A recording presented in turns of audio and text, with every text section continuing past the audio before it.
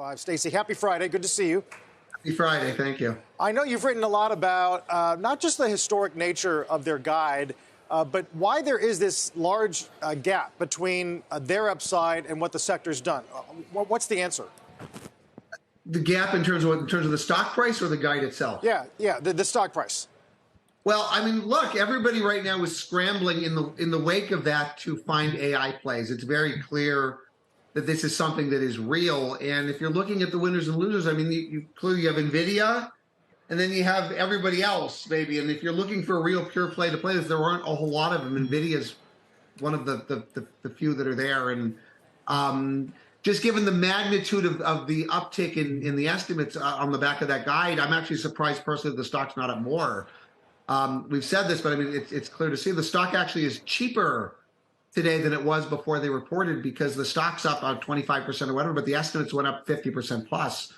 And there indeed, we can talk about it, but there indeed may be room for more going forward. But that's why it's performed the way it has. Yeah, we talked about how it arguably got cheaper the day after the guide, but are there any quibbles about whether the guidance you think is durable and whether they can deliver? Oh, sure.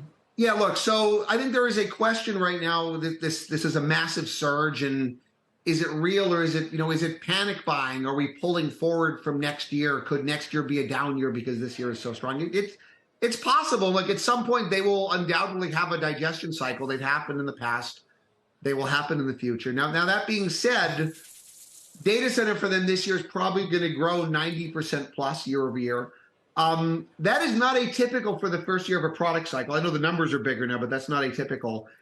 And one single year of annual growth would actually be the anomaly. Normally you get several years of growth, like as they introduce new products. And so just based on history, you could have more. I think that's fine. And then I would say, even if we're pulling for it from next year, we won't know it for quite a while.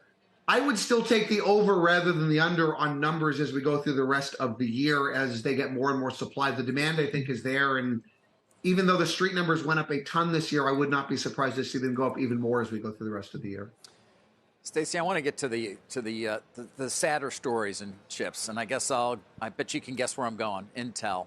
I'm just curious, what, if anything, in terms of the future of this company will get things going? I mean, the stock obviously not that bad in terms of at least year to date.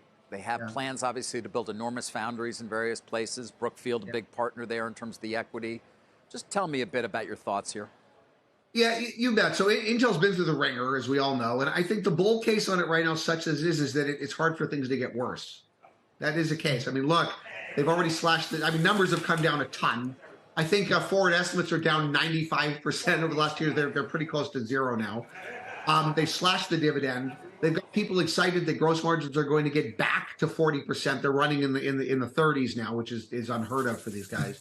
So it's hard for things to get too much worse. And then just in terms of the broad numbers, I'll talk about the AI story in a minute, but just numbers in general, we were in a big inventory, we're in a big inventory correction part of the cycle now. That has probably hit bottom. It probably actually does get better into the back half. You may know, we actually upgraded it recently, mostly on that call that numbers in the back half were too low. The title of the note was, "We hate this call." So I mean, fine, but it seems to, and your listeners may not know this, but Intel actually, at one of the conferences last week, actually upticked in the quarter. So it does look like actually that as low as numbers have gotten, they may have finally hit bottom. So that's a positive, such that it is. Now, structurally, they still got a lot of wood to chop. So this whole foundry strategy, it cost a lot of money. It's still unclear whether to be successful.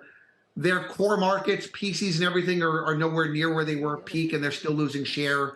We'll see if they can really turn the data center thing around. And then on the AI front, they've got a less compelling story and roadmap than some of the others out there. They've got some products.